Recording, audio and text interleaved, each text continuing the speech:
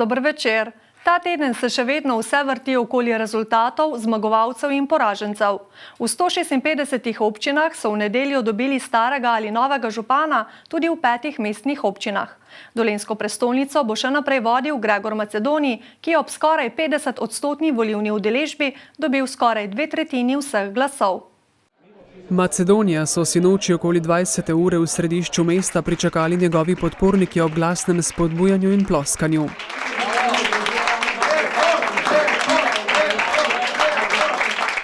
Kmalu po objavi prvih delnih izidov je bilo jasno, da se aktualnemu županu obeta prepričljiva zmaga že v prvem krogu.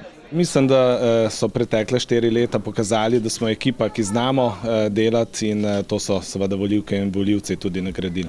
Bolj zadržani so bili v taboru drugouvrščenega Jožeta Kobeta, ki je po do zdaj izbranih podatkih prejel slabih 15% glasov, njegov komentar pa je bil kratek in jedrnat. Volivci imajo vedno prav. Ob tem je dodal še: Vsem volivkam in volivcem se zahvaljujem za oddani glas in hkrati se zahvaljujem ekipi, ki me je podpirala skozi celotno volilno kampanjo. Bolj veselo, čeprav je končala na 3. mestu, je bilo v štabu Alenke Muhič, ki je za drugim mestom zaostala za 1,5%. Priznava, da so nekoliko razočarani nad izidom, a da se je njihovo delo šele začelo. Jaz mislim, da smo v tem mesecu naredili maksimum, res šli po občini, poslušali ljudi, kaj potrebujejo, si vse zabeležili in bomo tudi probali naprej delati na tem, da se te njihove potrebe uresničijo. Najmlajši med 4 kandidatov Rok Mežnar je ob svojem debiju v županski tekmi prepričal dobrih 6,5% volivk in volivcev. Rezultat volitev moram reči, da je bil pričakovan. Že od samega začetka sem trdil, da je gospod Macedoni favorit.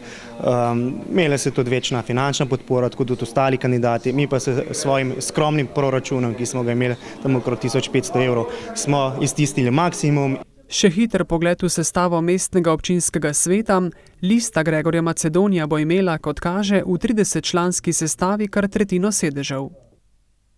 In kako so volili belokranjski volivke in volivci? V občinah Metlika in Semič na županskem stolčku ostajata dosedanja župan in županja, v Črnomlju pa bodo spremembe, so odločili.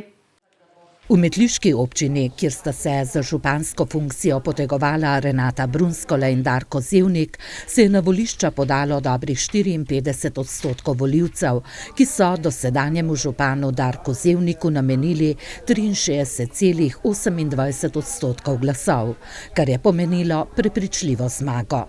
Hvala vsem volilcem in volivkam, da so prepoznali naše delo in da so nam dali mandat še za 4 leta. V semiški občini, kjer so zabeležili najvišjo, skoraj 67% udeležbo na volitvah v Beli krajini, pa je bilo napeto vse do konca preštevanja glasov. Kandidatki Sonja Klemenc Križan in Polona Kambič sta se ves čas izmenjevali v vodstvu. Na koncu pa je z 72 glasovi prednosti oziroma 51,69% zmago slavila dosedanja županja Polona Kambič. Res je šlo tesno, ampak kljub vsemu vsak glas, ki prevesi, pomeni zmago in prinese zmago. Zaradi tega se lepo zahvaljujem vsem volivkam in volivcem, ki so mi namenili ponovno zaupanje. V črnomaljski občini, kjer so se za županski mandat potegovali 4 kandidati, pa so se volivke in volivci odločili za spremembe. Volilna udeležba je bila skoraj 59%, kar je precej več kot pred 4 leti. Največ, 45,64% glasov, so volivci namenili neodvisnemu kandidatu Andreju Kavšku, kar pa ni bilo zadosti za zmago v prvem krogu. Kdorkoli bo v drugem krogu, se bomo, upam in želim, pomerili viteško, s programi, ne z obkladanji. Vse do konca preštevanja glasov namreč ni bilo jasno, s kom se bo pomeril v drugem krogu. Mojca Čema Stjepanovič in Maja Kocjan sta se ves čas izmenjevali na drugem mestu. Na koncu pa je zmago slavila Kocjanova, kandidatka SDS-a, ki je prejela 24,23% vseh glasov oziroma 55 glasov več kot dosedanja županja. Mislim, da so občani pokazali, da so potrebne spremembe in rezultat je ta drugi krog. Vesni Fabjan, novinki na političnem parketu, pa so volivke in volivci namenili skoraj 7% glasov. Volitve v Posavju so postregle z manjšimi presenečenji. Aktualni kostanjeviški župan Ladislav Petretič je veliki zmagovalec, saj je v prvem krogu premagal kar 6 tekmecev. V občini Brežice se po napetem štetju glasov obeta drugi krog, ki pa ne bo potreben v Krškem, kjer si je nov mandat priboril zdajšnji župan Miran Stanko. Srečko Ocvirk iz Sevnice pa ni imel težkega dela. V Krškem je štetje glasovnic potekalo precej počasi. Miran Stanko je s svojimi podporniki volilni izid nestrpno pričakoval v Brestanici. Na koncu je le uspel z dobrimi 53%. Njegov največji izzivalec Dušan Dornik je prejel nekaj nad 33%. Vsekakor mislim delati najprej skladno s programom. Naloge so odprte in računam s tem, ko je dan mandat, da je dan tudi mandat za izvedbo tega, kar je bilo načrtovano. Lahko rečem, da predvidevam, da je dobršen del glasov odšel predvsem zaradi negativne kampanje, ki je bila vodena. S to pa se očitno ni obremenjeval dozdajšnji kostanjeviški župan Ladislav Petretič, saj je osvojil dobrih 53% glasov. Najbližji zasledovalec je bil Andrej Božič s slabimi 15%. Verjamem, da so ljudje prepoznali mojo delovnost, poštenost in to se je zdaj na volitvah pokazalo. V brežiški občini je dolgoletni župan Ivan Molan zbral 49,77% glasov in se bo v drugem krogu pomeril z Igorjem Zorčičem, ki je zbral 28,14% glasov. Dejansko smo pričakovali, da bo rezultat tesen, sem pa vseeno malo upal, da bo mogoče bilo teh 20-30 glasov več in da ne bi bilo potrebno čez 14 dni še enkrat iti na volitve. Vendar ne glede na to, jaz moram reči, da z rezultatom sem zadovoljen, zahvaljujem se vsem volivkam in volivcem. Jaz sem z rezultatom volitev zadovoljen. Večina volivcev je pokazala, da si želi v občini Brežice sprememb. In jaz sem prepričan, da lahko v drugem krogu tudi zmagam. V Sevnici je volilo le dobrih 37% volilnih upravičencev. Manjša udeležba je bila zato, ker Srečko Ocvirk za svoj tretji mandat ni imel proti kandidata. Kajti veliko jih je nekako razumelo, da je županska tekma zaključena, da ni potrebno oditi na volitve in v tej smeri mislim, da to ni dobro za demokracijo, kajti občinski svet in sveti krajevnih skupnosti so pomembni organi, o katerih se je vredno opredeliti. Slovenska ljudska stranka, ki je pripada Ocvirk, je v občini po številu prejetih glasov relativna zmagovalka. V Šentjerneju bo po pričakovanjih drugi krog volitev. Izmed 5 kandidatov sta se vanj prebila zdajšnji župan Radko Luzar in nekdanji dolgoletni župan Franc Hudoklin. Napeto štetje glasovnic je bilo v šmarješki občini, kjer sta si po glasovih precej blizu aktualna županja Bernardka Krnc in njen izzivalec Marjan Hribar. V Šentrupertu bosta 2. decembra nagovarjala volivce aktualni župan Rupert Gole in Andrej Martin Kostelec. V Šentjerneju, ki ga je zaznamovalo že vroče predvolilno dogajanje, so volivci nagradili Radka Luzarja s 45% glasov in Franca Hudoklina s 26%.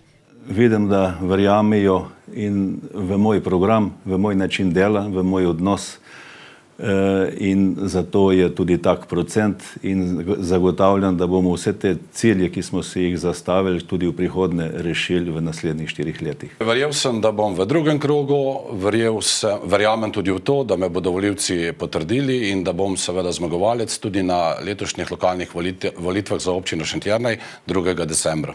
Z eno višjih volilnih udeležb, več kot 70%, se ponašajo v šmarješki občini, kjer so volivci in volivke odločili, da se bosta v drugem krogu pomerila županska kandidata Bernardka Krnc in Marjan Hribar. Jaz sem izjemno vesel vse podpore, ki je bila strani občank in občanov. Kot kaže, si res velika večina želi sprememb tukaj. Zaznali so pozitiven veter, usmerjenost v razvoj, v turizem, dejansko v razvoj tudi tega, kar si ljudje želijo. Jaz sem na rezultati presenečena, ker sem pričakovala zmago že v prvem krogu. Jaz sem borka in borila se bom tudi naprej v drugem krogu. Borila sem se pred 12 leti, postavila sem trdne temelje občine Šmarješke Toplice, borila sem se za nepovratna sredstva, smo 9. v Sloveniji po pridobljenih nepovratnih sredstvih, tako da sem borka do konca. V občini Šentrupert sta volili približno 2/3 volivcev. Presenetljivo je največ glasov dobil novinec Andrej Martin Kostelec, ki je za približno 5% glasov premagal dozdajšnjega župana Ruperta Goleta. 37% občanov me je podprlo, vendar bo treba iti v drugi krog z sedanjim županom, tako da čez 2 tedna se bomo pomerila in upam, da me bo zmaga še naprej bila nasmejana. Moram reči, da sem jaz pričakoval boljši rezultat, vendar očitno nisem bil dosti prepričljiv. Volivci so se odločili, da te glasove razdelijo približno na tretjine in v drugem krogu se bo treba še enkrat dokazati. Pred drugim krogom pa se bodo morali dokazati tudi kandidati v občinah Dolenjske Toplice in Žužemberk. V obeh sta aktualna župana pristala na drugem mestu. Sedanji topliški župan Jože Mohič, ki je prejel slabih 37,5%, je za prvouvrščenim Francem Vovkom zaostal za skoraj 11 odstotnih točk. Približno tak izid sem pričakoval, je dejal Mohič, ki občino vodi zadnjih 8 let. Napoved pred drugim krogom? Jaz sem pač potrudil, tako kot sem se doslej, da sem predstavil svoje načrte in pa svoje uspehe, ki naj bi bili neka referenca, nek dokaz, da znam, da zmorem. Tudi Franc Vovk je bil presenečen nad tako dobrim dosežkom v njegovo korist. Taktika v drugem krogu bo? Jaz vedno stavim na ljudi. Vedno sem se družil rad z ljudmi. Tudi zdaj, pred prvim krogom, sem imel 14 srečanj na terenu in nekaj podobnega verjetno tudi zdaj v teh 2 tednih, ki sledita. Tudi v Žužemberku bo moral aktualni župan Franc Škufca s skoraj 41% glasov v drugi krog, kar ga je presenetilo. Mislim pa, da je krivda tudi pri zelo nekorektni igri posameznikov, pri seveda volilni kampanji, ampak imamo drugi krog pred sabo, tudi mi se bomo drugače pripravili. Izjemno zadovoljni po prvem polčasu županske bitke so lahko v taboru Jožeta Papeža, ki so ga do zmage v prvem krogu ločili slabi 3,5 %. Jaz mojega konkurenta župana gospoda Franca Škufca ne bom napadal, ampak grem samo s svojimi programi in s svojimi idejami naprej. Moja kampanja se bo pa završila s sloganom Zmoremo bolje. Že znani pa so župani v ostalih dolenjskih občinah. V občinah Ivančna Gorica, Trebnje, Mokronog, Trbevno, Mirna Peč, Straža in Škocjan ostajajo prvi možje isti. Ivanški župan Dušan Strnad ni imel proti kandidata, zato je bilo že pred volitvami znano, da bo vodil občino tudi naslednji mandat. Ni res, da volivci niso imeli izbire. Lahko so obkrožili ali pa ne in marsikdo se je odločil tudi, da ne obkroži. Tudi te razumem in se bom potrudil, da v prihodnje dobim tudi njihove glasove. V Trebnjem je dosedanjemu županu Alojziju Kastelicu uspelo 3 protikandidate premagati že v prvem krogu. Pred časom je napovedal, da si bo ob zmagi kupil nov avto. Ima to še v načrtu? Razmišljam o tem, ne. Posebno presenečenje so dozdajšnjemu županu Antonu Mavru, slavil je s skoraj 74%, pripravili zaposleni na občinski upravi v občini Mokronog Trbevno. To, kar so mi pa danes sodelavci pripravili, to je pa čudovito in to je še en dokaz, da smo dober tim. Na Mirni je prepričljivo v boju za županski stolček zmagal dosedanji župan Dušan Skerbiš, saj so mu volivci namenili skoraj 89% glasov. Sem zelo zadovoljen, da so občanke in občani izrazili takšno podporo mojemu programu, se pravi mojemu delu tudi s tem. Visok odstotek glasov, slabih 82%, so volivci namenili tudi aktualnemu škocjanskemu županu Jožetu Kaplerju in mu tako namenili še 3. mandat. Ja, jaz sem tega rezultata zelo vesel, kot sem že popoldne omenil, če bodo Škocjančanke in Škocjani iskreni, to, kar so napovedovali, je ta rezultat pričakovan in jaz sem ga izredno vesel. Se jim najlepše zahvaljujem. V občini Mirna Peč je suvereno zmagal dozdajšnji župan Andrej Kastelic, ki je svojega edinega protikandidata Zvoneta Laha premagal s skoraj 74%. To je dobra popotnica za naprej. Jaz mislim, da čas se tukaj ne bo v Mirni Peči ustavil, delali bomo normalno naprej. Mislim, da kaj bistvenega ne bomo spreminjali, bomo pa poskušali potruditi se za vse. Ne? Nekoliko bolj tesno, čeprav še vedno dovolj za zmago v prvem krogu, je bilo v Straški občini, kjer bo drugi 4-letni mandat na županskem stolčku sedel Dušan Krštinc. Menim, da predvsem iz razloga, da sem predvolilne obljube pred 4 leti tudi v večini realiziral in so pač volivci presodili, da tudi te obljube, ki sem jih dal za prihajajoči mandat, da jih bom uresničil. Toliko o volitvah, v nadaljevanju novic tedna pa več o novih prostorih skupne intenzive v novomeški bolnišnici in novi upravni stavbi za komunalne službe Krškega Kostaka.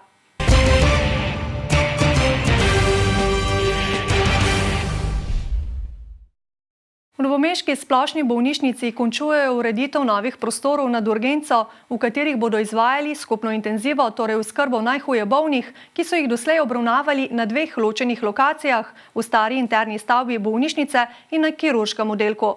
Gradbeni del je nared, ta čas tako teče javni razpis za nakup opreme, tako za skupno intenzivo kot za center za endoskopije, ki ga prav tako urejajo v novih prostorih.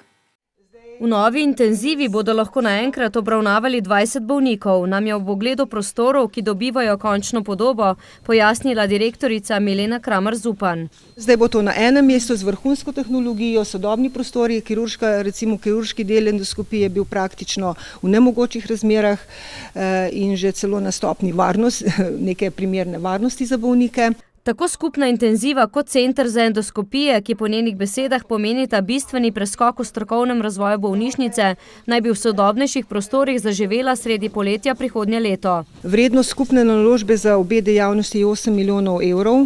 Milijon evrov je dala bolnišnica sama za gradbeni del nad tem urgentnim centrom, 7 milijonov evrov pa je prispevala država. Ne le finančni, naložba bo tudi velik organizacijski in kadrovski zalogaj. Združujemo tako 2 stroki, anesteziologijo in interno medicino, ki sta se že sami nadgradili v novo specializacijo in s temi znanji iz 2 področji bomo pridobili tudi novo kvalitetno obravnavo. Ki bo hitrejša in varnejša za paciente, dodaja. Naložba v nove prostore skupne intenzive je prvi resen korak k selitvi iz stare interne stavbe, poudarja Kramar-Zupanova. Torej najprej intenzivo, v nadaljevanju kardiologijo in potem tudi ostale dejavnosti. Računamo, da bomo nekje do konca prihodnjega leta resnično preselili angro dejavnosti v ta del bolnišnice. V kateri združujejo in obnavljajo tudi druge prostore in dejavnosti, dodaja, kar naj bi pripomoglo k večji strokovnosti in varnosti pri obravnavi bolnikov. Krški Kostak je predal namenu novo upravno stavbo za komunalne službe. Stoji na mestu porušenega 70 let starega objekta, kjer za današnje potrebe ni bilo več dovolj prostora. V novih prostorih, ki so z opremo vred stali okrog 800 tisoč evrov, je tudi laboratorij za interni nadzor pitne vode. Služba za odpadke pa ostaja na zbirnem centru Spodnji Stari Grad. V letošnjih 9 mesecih je Kostak dosegel 53,3 milijona evrov prometa. Ker je glavna dejavnost družbe gradbeništvo, so se v delu lokalne politike pojavile težnje po izločitvi komunalne službe v samostojno javno občinsko podjetje. Kostak bo sledil mnenju lastnikov, je dejal predsednik uprave družbe. Komunalne storitve, to je tisti del, gre za omrežnine, s katerim so plačani naši sodelavci, kateri delamo, kateri naši občani plačujejo, predstavljajo skupaj nekje okrog med 6 pa 7%. V zadnjih 5 letih je šlo za naložbe v komunalo 11,3 milijona evrov, je dodal Muha. Od leta 2012 do leta 2017 sam na Kostaku, brez hčerinski družbi, je ustvarjeno 75 novih delovnih mest. Vir IPES. V istem obdobju se je premoženje, knjigovodska vrednost delnice, premoženje občine Krško povečalo za približno 1 200 000 pa še nekaj tisoč evrov. Vir IPES, uradni podatki. Istočasno smo preko 400 000 izplačali dividend občini Krško. Kdor ima za poslovanje obveznih gospodarskih služb v občini boljšo rešitev, je s predstavitvijo svoje vizije v Kostaku vedno dobrodošel, je še povedal Muha. V noči s ponedeljka na torek je večji del države zajel prvi sneg pred letošnjo zimo. Ponekod po nižinah je bila bela odeja komaj da vidna, malce več je bilo v višjih legah na našem območju, predvsem na Gorjancih. Zimske službe so pripravljene na zahtevnejše razmere na cestah, pravi Anton Hrastar iz sektorja vzdrževanja cest v novomeškem CGP-ju. Čeprav je v višjih predeljih zapadlo nekaj več centimetrov snega kot v nižinah, ga je vendarle bolj kot ne za vzorec. Tudi v prihodnjih dneh naj bi bilo suho vreme. Vseeno pa nas narava opominja, da je pred vrati zima. Prve snežinke so prišle dokaj hitro, če vzamemo v ozir dejstvo, da smo imeli še pred 2 tednoma prijetno jesensko vreme s temperaturami okoli 20 stopinj. A ohladitev v zadnjih dneh je prineslo tudi sneg. Čakal sem ga, ampak ne z veseljem. Tako narava pelja. Ja, to je normalen pojav zdaj v tem času. Malo je bilo težko, nisem z Hrvaške, zdaj je prišel. Tam niso tako spustili na ceste, kot so tle pri nas. Izgledno, da so preventivno posipali dobro, tako da se ni prejemo veliko na ceste. Z veseljem čakate sneg? Pa ja, no. Ne vem, da gremo v sneg, da sankamo pa tako naprej. Sneg je zakon. Mene je dalo zjutraj prav dobro energijo. Kaj ni tako? S tem bi se lahko strinjali ali pa ne. Vsekakor prinese sneg tudi nevšečnosti v prometu. Ja, že ob 3 zjutraj se je nam pač en kamion zdrsnil, kasneje še eden, tako da smo za ta jutranjo konico zaprli gorjanški prelaz oziroma cesto čez Gorjance za tovorna vozila. In ravno ta največkrat pozimi ovirajo promet zaradi neustrezne zimske opreme. Kot je že pred zimskimi razmerami opozoril inšpektor Željko Zrilič z novomeške policijske uprave. Predvsem voznike tovornih vozil, da v času, ko je tovornih vozil s priklopniki, moram poudariti, da v času, ko je vozišče zasneženo, oziroma ko nastopijo zimske razmere, da je za njih prepovedan promet na vseh cestah na območju Republike Slovenije, razen na avtocestah in hitrih cestah. Kar pomeni, da ne smejo voziti na regionalni cesti Novo Mesto-Metlika, če se v tistem času sneg oprijema vozišča, ne glede na postavljeno signalizacijo. V CGP-ju sicer pokrivajo 2500 km cest, za katere imajo v 11 bazah na voljo približno 200 plužnih in posipnih enot, pravi Hrastar. Na zalogi imamo trenutno približno 15 000 ton soli, še 7 000 ton je pričakujemo, tako da ne bi smelo biti pomankanja. Pesek pa, ki ga sicer uporabljamo manj, pa itak sami proizvajamo. Zaradi tople podlage si noči in danes niso veliko posipavali, razen na prelazih in drugih višje ležečih predeljih. Prva šolska stavba je bila v Semiču zgrajena že pred 180 leti. S tako dolgo tradicijo organiziranega šolstva se lahko pohvalijo le redki v Sloveniji in Semičani so na svojo osnovno šolo upravičeno ponosni.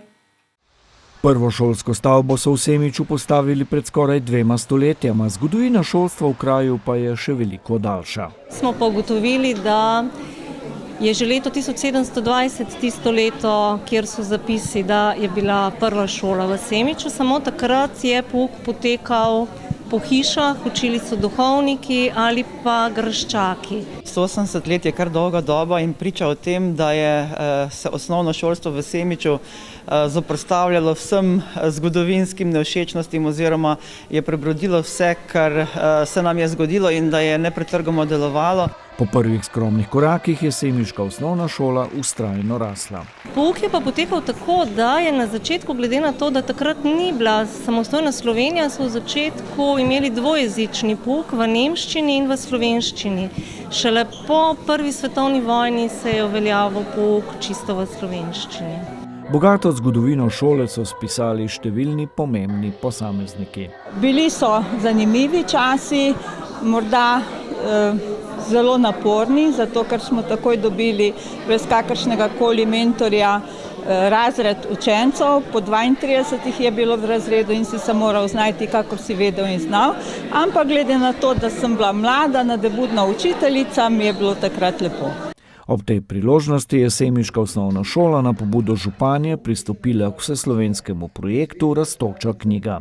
Projekt Rastoča knjiga pomeni neko ljubezen, neko odličnost, vse te najlepše vrednote, ki naj bi vodile ljudi skozi te težke čase in ravno ta Rastoča knjiga nam pove, da je vredno, da se je vredno truditi in to moramo prizgajati že pri otrocih. Danes na osnovni šoli belokranjskega odreda Semič ne občutijo prostorske stiske, kar je posledica tudi podružnične šole v Štrekljevcu.